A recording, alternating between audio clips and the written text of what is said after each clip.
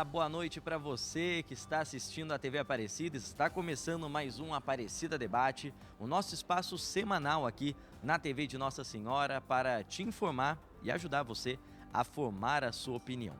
Como você pode ver, Aparecida Debate que nesta semana está com um cenário especial, diferente, por conta do nosso assunto, já que nesta semana vamos falar aqui no programa sobre a 59ª edição da Assembleia Geral dos Bispos da CNBB, encontro muito importante para a Igreja no Brasil que aconteceu na semana passada e que a partir de agora você vai ver mais detalhes de tudo que foi discutido nesse encontro e também entrevistas especiais para repercutir as decisões que vão ajudar a Igreja no Brasil a ter o seu rumo ao longo dos próximos anos.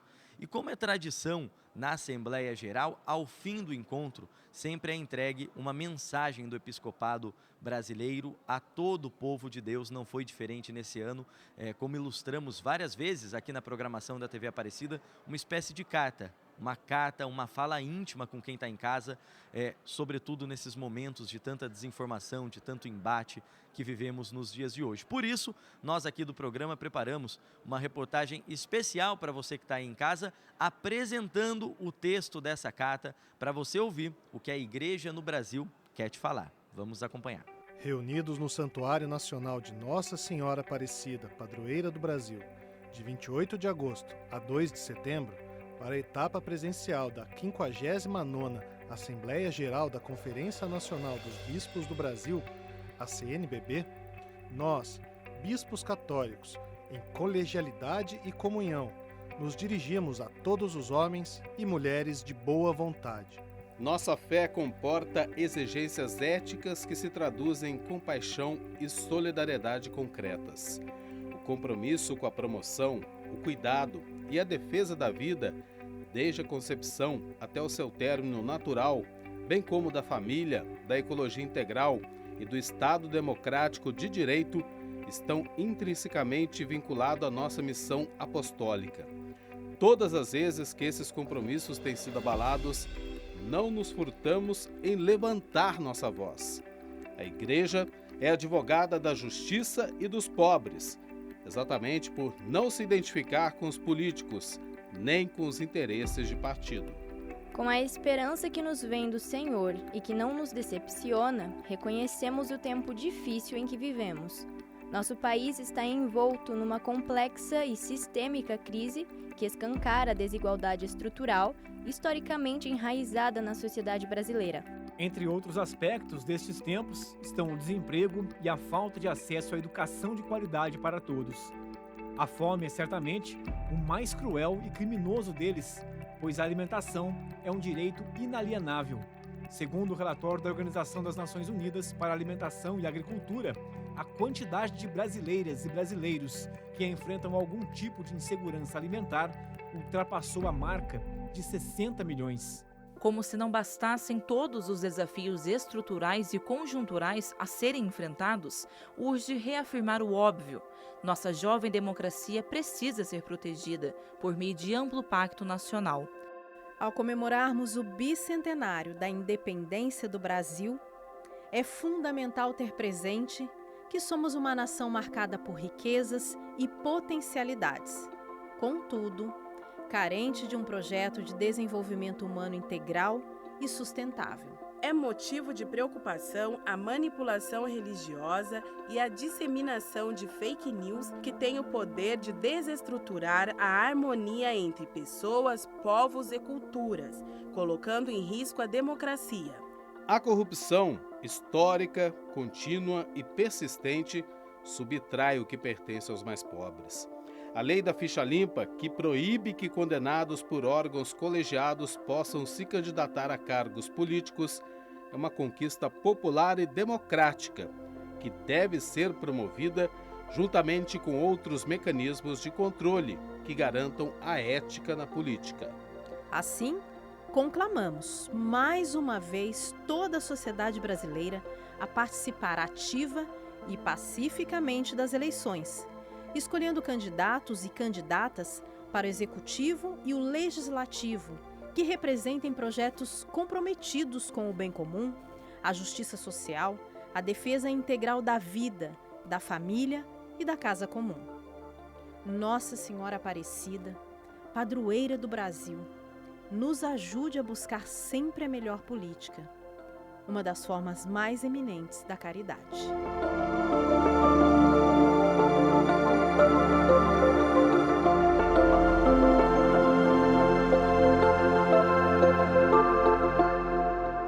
Tá aí, documento muito importante, então, para todos nós ouvirmos e também trabalharmos em nossa comunidade. Por isso, não tenha dúvidas de que seu bispo, seu arcebispo que esteve aqui na Assembleia Geral, também levará isso para a sua região, para a realidade da sua igreja, para estarmos sempre em comunhão, em sintonia, nesse período de sinodalidade, como o Papa Francisco tem nos convocado. Aliás, agora eu quero te convidar também a acompanhar uma reportagem que o nosso amigo Eduardo Góes preparou, trazendo um resumo de cada dia de trabalho e também das entrevistas coletivas que aconteceram ao longo da Assembleia. Senhor, de mim tem piedade, dia e noite a ti meu clamor. Quase 400 bispos de todo o Brasil retornavam ao maior santuário mariano do mundo para dar início à 59ª Assembleia Geral da Conferência Nacional dos Bispos do Brasil. Essa Assembleia pode ser resumida em 3 verbos: votar, rezar, conviver. O verbo votar foi aquele que nos trouxe, que nos obrigou a antecipar a presencialidade, que talvez ficasse só para o ano que vem. Mas chegando aqui, rezar e conviver ganham destaque. A Assembleia deste ano votou temas importantes, como, por exemplo, o estudo número 114 sobre a animação bíblica da pastoral, a atualização do Estatuto da CNBB, a instituição do Ministério dos Catequistas, a tradução do Missal Romano para o português brasileiro. Além disso, ao menos 14 outros temas diversos foram objetos de reflexão ou discussão, como, por exemplo, os 70 anos da CNBB, comemorados na quinta-feira, dia 1º de setembro, quando centenas de bispos estiveram em retiro e saíram em procissão até o Santuário Nacional para uma missa em ação de graças ao aniversário da instituição. No mesmo dia, à noite, todo o episcopado participou da gravação de um programa especial que rememorou a história e pessoas importantes da CNBB durante essas 7 décadas de atuação no Brasil. Mãe do céu morena, Senhora da América Latina, de olhar e caridade tão divina, de cor igual à cor de tantas raças. No último dia, um dos momentos mais aguardados.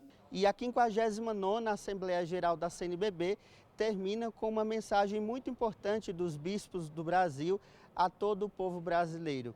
A mensagem ao povo brasileiro considera que o momento no país é difícil e citou temas que exigem da Igreja do Brasil uma postura ética, que se traduz em compaixão e solidariedade.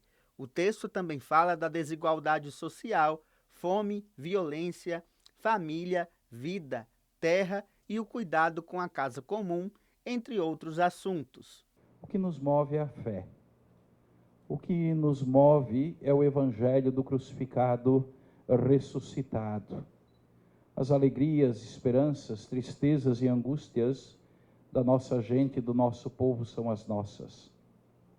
E os bispos provenientes das diversas regiões do Brasil trazem isto muito presente diante dos olhos. Bem, claro que ao longo de toda essa cobertura que a TV Aparecida levou para você ao longo da Assembleia, não faltaram entrevistas muito especiais e importantes para os assuntos que pautam o nosso dia a dia.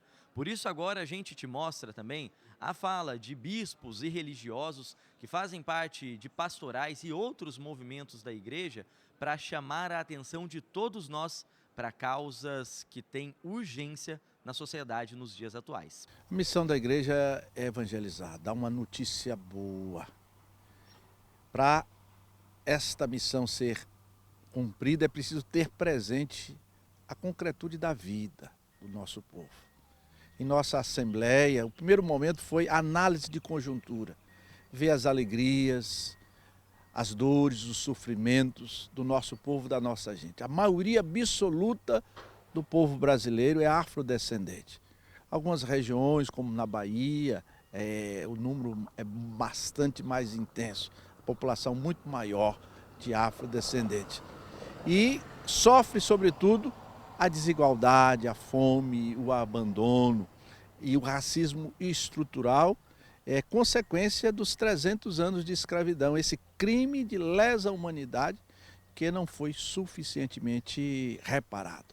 Eu creio que aquilo que nós compreendemos, que nos ensina Aparecida, o documento de Aparecida, descolonizar as mentes, o pensamento, a nossa postura, para que a vontade e a ação evangelizadora possa corresponder à vontade de Deus. O Congresso tem como tema pão em todas as mesas, de modo que a intenção é direcionar a reflexão da Eucaristia para essa temática da caridade social, essa sensibilidade para com as pessoas mais sofridas. Por isso surgiu a ideia de fazermos a Casa do Pão. Será uma casa onde vamos concentrar as pastorais sociais e naquela casa, então, vamos dar atendimento jurídico, atendimento social, alimentação, formação, muita coisa interessante, inclusive também a formação espiritual para as pessoas pobres. Mas será um trabalho voltado especialmente para as pessoas que vivem numa situação de rua. A casa está instalada na Rua do Imperador, no coração da cidade, um local onde tem muitas pessoas pobres, de modo que vai ser um local assim, muito ideal, muito bom para isso. A CRB está sempre à disposição, como conferência, de trabalhar em comunhão. E queremos cada vez mais estreitar essa comunhão com todas as frentes, de todas as dimensões da vida, todo o laicato que é sempre mais comprometido, toda a vida religiosa espalhada em todas as fronteiras, rincões aí, e com os nossos irmãos bispos.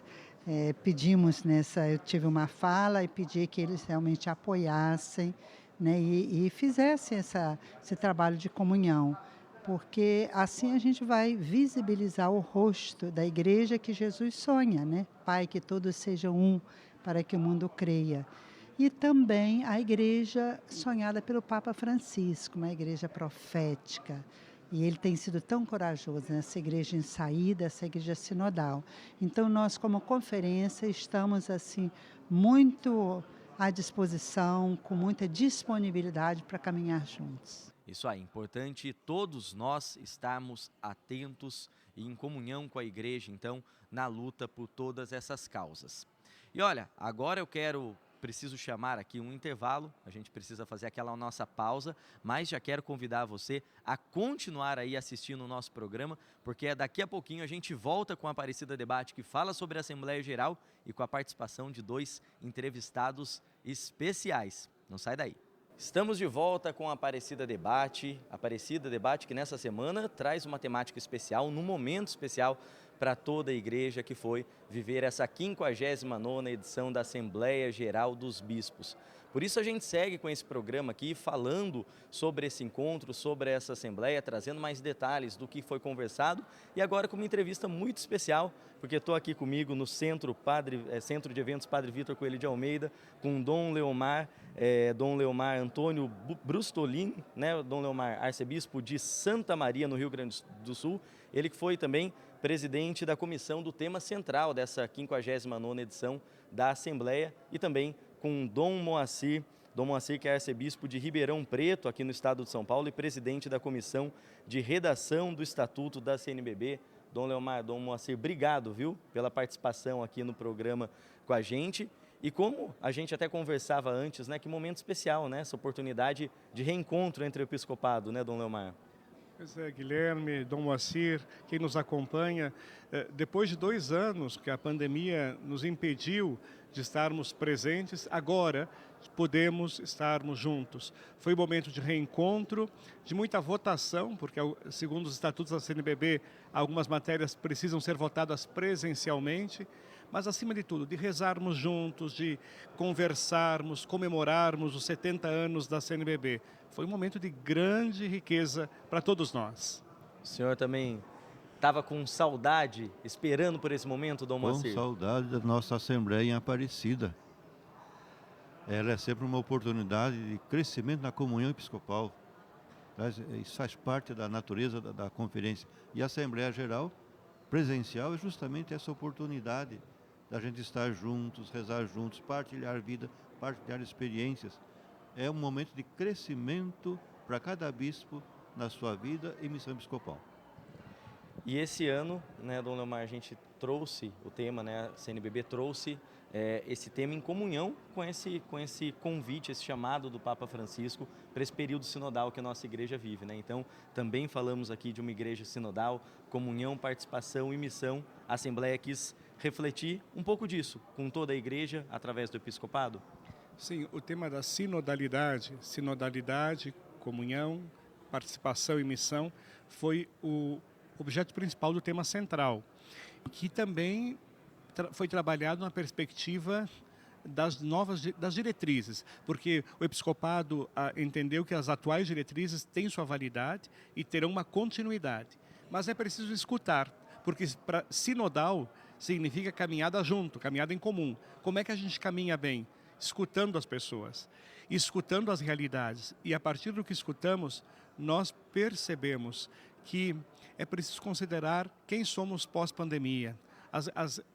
Nossos estilos de vida mudaram, as grandes oportunidades e os desafios do atual contexto social, eclesial que estamos vivendo. Tudo isso afetou a nossa igreja, afetou a educação, a economia, a política, a cultura e também a igreja. Portanto, foi um tema que trabalhado na perspectiva de uma escuta em vista de um processo. Não saiu um documento, saiu, na verdade, algumas indicações para a igreja no Brasil caminhar ainda, escutando a realidade. Escutar para ver, escutar para enxergar por onde caminhar.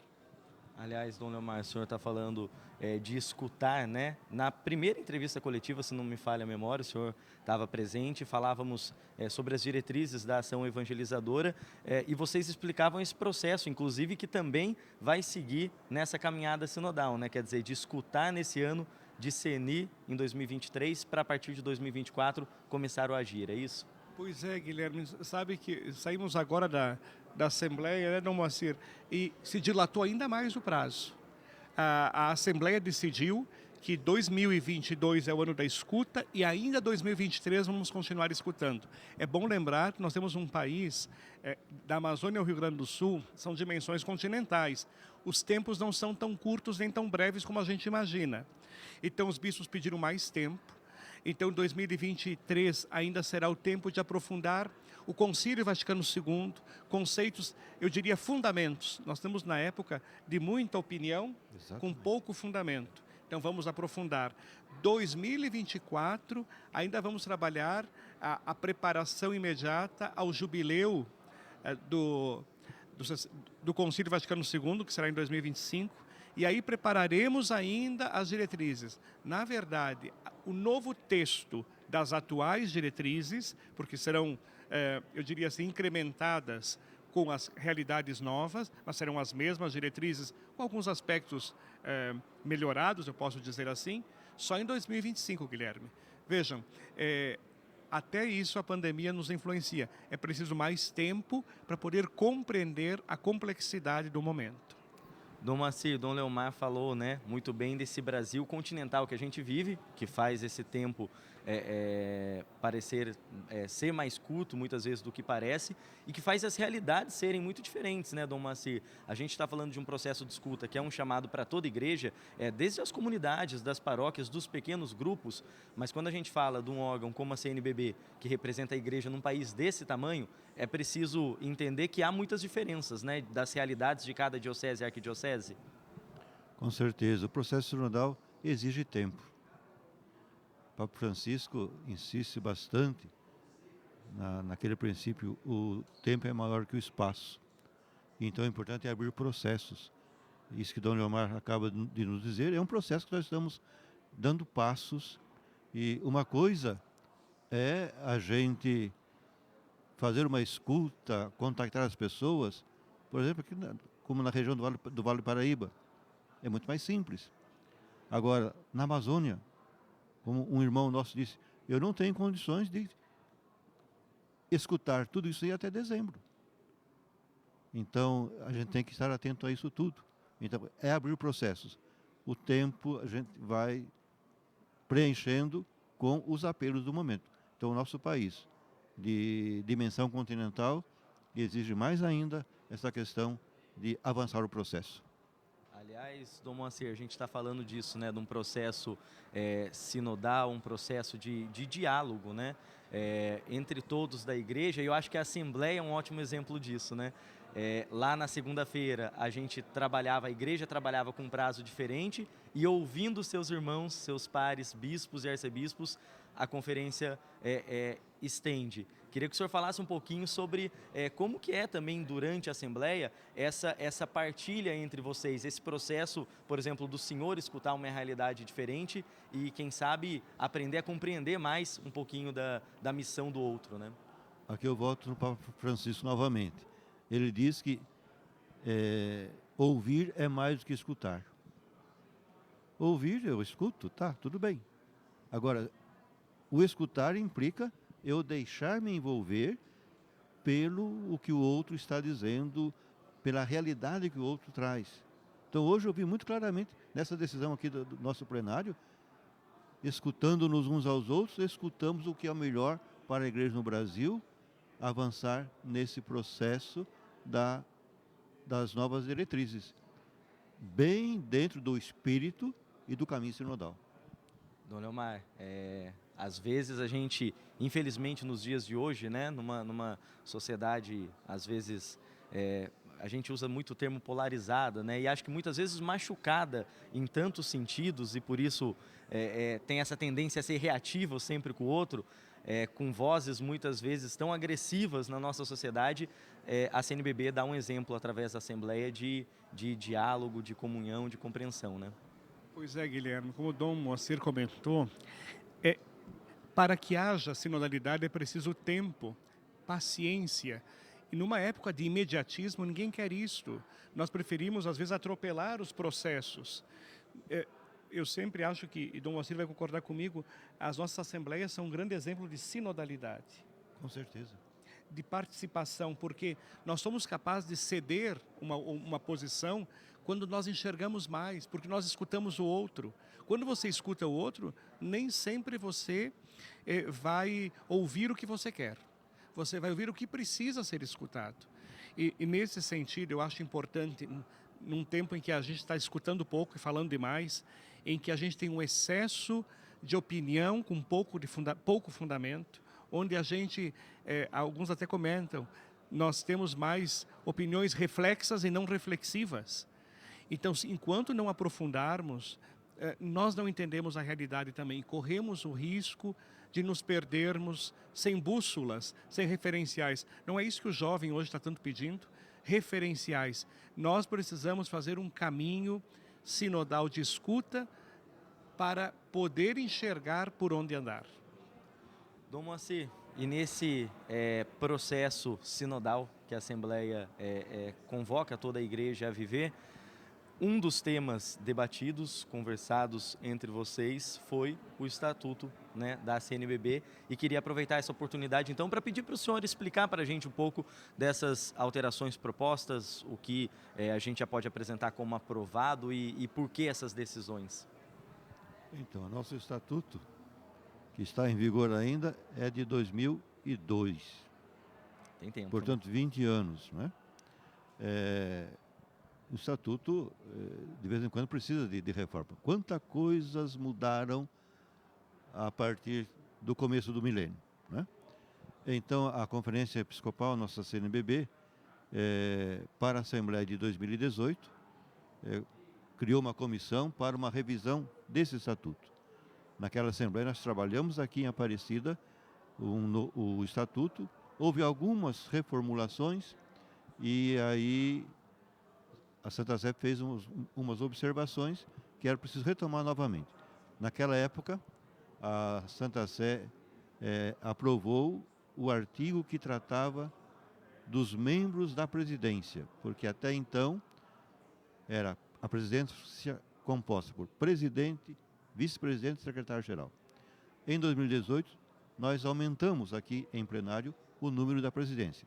Presidente, vice-presidente, segundo vice-presidente, secretário-geral. Tanto é que veio a aprovação de Roma e em 2019, que era a Assembleia Eletiva, então nós temos a composição atual da presidência. Dom Valmor, presidente, Dom Jaime, primeiro vice-presidente, Dom Mário Antônio, segundo vice-presidente, e Dom Joel, secretário. Essa presidência teve a incumbência de levar avante a reformulação do Estatuto, né? Acolher as observações vindas da Santa Sé e preparar um novo texto. Então esse foi o caminho que nós estamos percorrendo desde 2020. Primeiramente, houve uma grande consulta no Episcopado, foram feitas reuniões remotas nas 5 grandes regiões do Brasil, né? Dali veio bastante contribuição. A presidência constituiu uma grande comissão formada por bispos, padres, teólogos, pastoralistas, para também escutar. Fizemos um grande processo de escuta. Por fim, então era preciso uma comissão de redação do texto.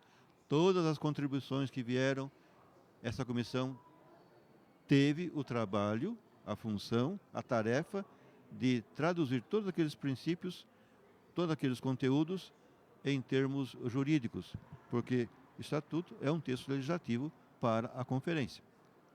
O que não é tão simples trazer tudo para uma linguagem jurídica canônica. Então esse foi o trabalho da comissão de redação, que desde setembro do ano passado se debruçou em cima de tudo o que foi recebido, lembrando sempre que a sinodalidade era um caminho a ser percorrido, a questão da missão era outro caminho a ser muito percorrido, e com isso tudo, a comissão achou por bem, então, trazer algumas modificações no Estatuto. Esse Estatuto aqui, por exemplo, ele já entra direto na introdução do texto e os artigos. O novo Estatuto tem agora um preâmbulo. O preâmbulo é aquilo que é o espírito que organiza, orienta o Estatuto. Então, as grandes intuições que vieram da grande consulta, nós colocamos todos nesse preâmbulo, que é o espírito que conduz o Estatuto, né? Então essa é uma novidade do novo Estatuto. Uma outra novidade do novo Estatuto é um capítulo especial para os bispos eméritos, porque já havia saído o Diretório para a Vida e Ministério dos Bispos. Nesse diretório, que é da Santa Sé, tem um capítulo sobre os direitos, deveres e a missão do bispo emérito. Esse nosso Estatuto aqui contempla, assim, o bispo emérito, alguma participação deles na conferência e na Assembleia, mas faltavam algumas coisas. Então, a comissão de redação procurou trazer um capítulo novo, pequeno, mas um capítulo novo sobre os bispos eméritos. Uma outra coisa também que esse novo Estatuto traz é justamente a menção das 12 comissões permanentes ou comissões estáveis da CNBB. Então, a Comissão para a Liturgia, a Comissão para a Família, a Comissão para a Doutrina da Fé, as 12 comissões oficiais que nós temos. Mas não somente essas. Além dessas estáveis, o Estatuto prevê outras comissões especiais, grupo de trabalho, que é o modo da CNBB caminhar e realizar a sua missão. Então, o novo Estatuto, aprovado aqui, traz um pouco mais contempla um pouco mais essa realidade toda. Inclusive, eu quero, Dom Moacir e Dom Leomar, a gente continuar falando sobre o Estatuto daqui a pouquinho. A gente precisa fazer só uma rápida pausa aqui no Aparecida Debate, mas daqui a pouquinho estamos de volta com Dom Leomar e Dom Moacir para continuar falando sobre a Assembleia Geral deste ano. Não sai daí. Estamos de volta com o Aparecida Debate, que nesta noite fala sobre a 59ª edição da Assembleia Geral dos Bispos da CNBB.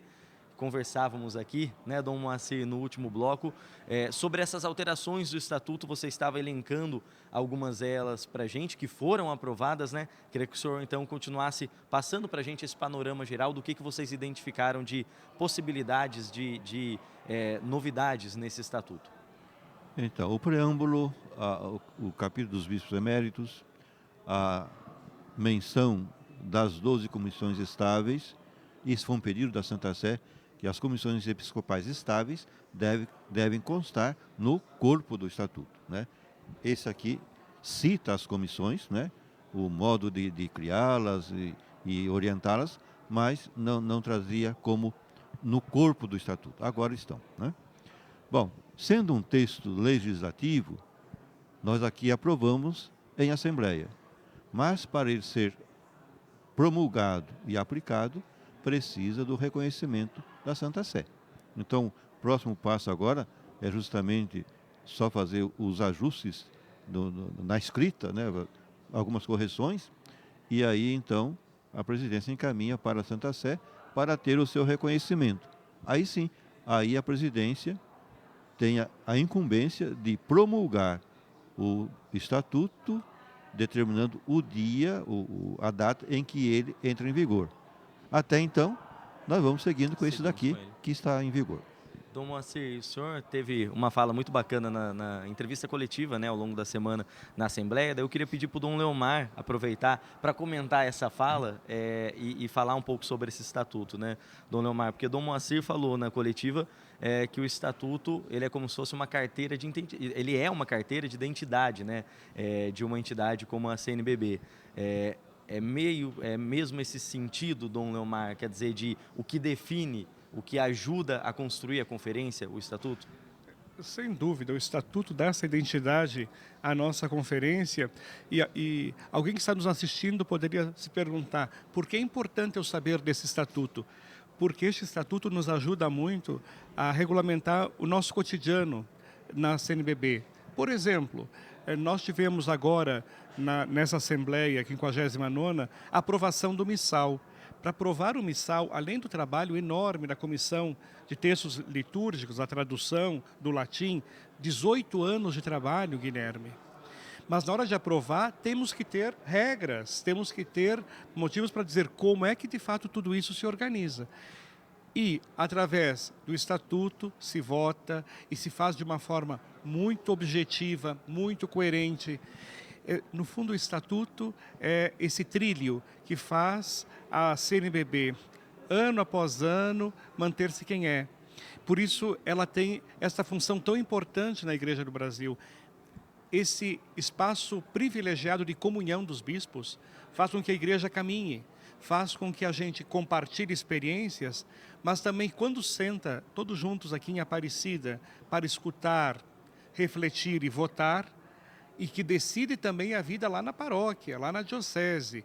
Decide porque cada bispo, de forma livre, acolhe essa decisão numa espécie não só de sinodalidade, mas de colegialidade, de comunhão episcopal. Certamente, esses estatutos colaboram para que a sinodalidade e a comunhão aconteçam de forma mais clara na Igreja do Brasil. Dom Leomar, um outro ponto que acho que é importante a gente abordar aqui, ainda nessa edição do programa, é a mensagem do Episcopado Brasileiro a todo o povo de Deus, né? É sempre um momento que gera muita expectativa das comunidades, de nós da imprensa, né? Para a gente levar até as pessoas de casa o que pensam os bispos durante essa Assembleia e que recado eles querem dar. E a gente teve então agora ao fim da Assembleia a divulgação desse comunicado, que eu achei muito interessante, que como o senhor falou no começo, como a gente ouviu ao longo da Assembleia, não tem um tom de um documento oficial, mas de uma carta, né? De uma conversa mais íntima, ainda mais nesse período que a gente vive de tanta desinformação, né, Dom? Pois é, essa preocupação da mensagem do povo brasileiro, que este ano até, de uma forma muito bonita, foi aprovada praticamente por quase unanimidade, né? A maioria absoluta aprovou, e cada um de nós, depois que aprova, leva para a sua igreja, para a sua diocese, como palavra da igreja que está no Brasil. Então não é mais o Dom Leomar, o Dom Moacir, mas o Dom Leomar com o Dom Moacir, com todos os bispos, assumimos esta mensagem. E essa mensagem traz, para mim, dois sentidos. Primeiro, num tom muito profético e também muito próprio para o nosso tempo, alerta para nós não cairmos nas fake news, para nós não ficarmos reféns de formas de pensar que parecem certas, mas vão contra o Evangelho, que nós não façamos negociação nenhuma diante dos valores cristãos. Só que tudo isso incide no cotidiano do brasileiro. Nós não separamos fé e vida, ética e liturgia. Nós integramos tudo isso. Por isso, aquilo que rezamos e cremos traduz também nas opções que fazemos no cotidiano, na sociedade. Nós sabemos que não somos a voz na sociedade. Tem muitas vozes, mas nós não podemos trair o nosso mestre. Para ser fiel a Jesus Cristo, as nossas decisões na sociedade, seja o voto, seja a opinião, seja a nossa posição, é sempre a partir do Evangelho. Por isso, às vezes, dizemos palavras que nem todos concordam. Mas Jesus Cristo também era assim. Nem tudo que nós falamos é unanimidade numa sociedade plural. Mas ai de nós se não falarmos. Como bem recordou um bispo na Assembleia, se nós não falarmos, as pedras falarão.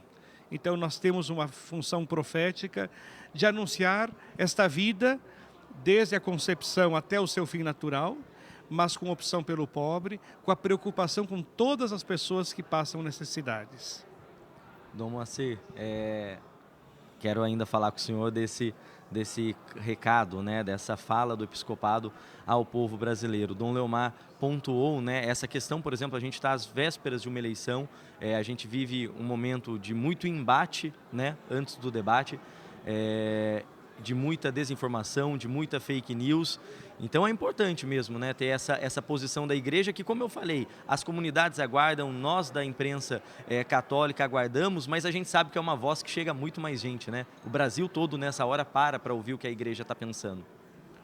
A igreja tem a missão de iluminar as consciências.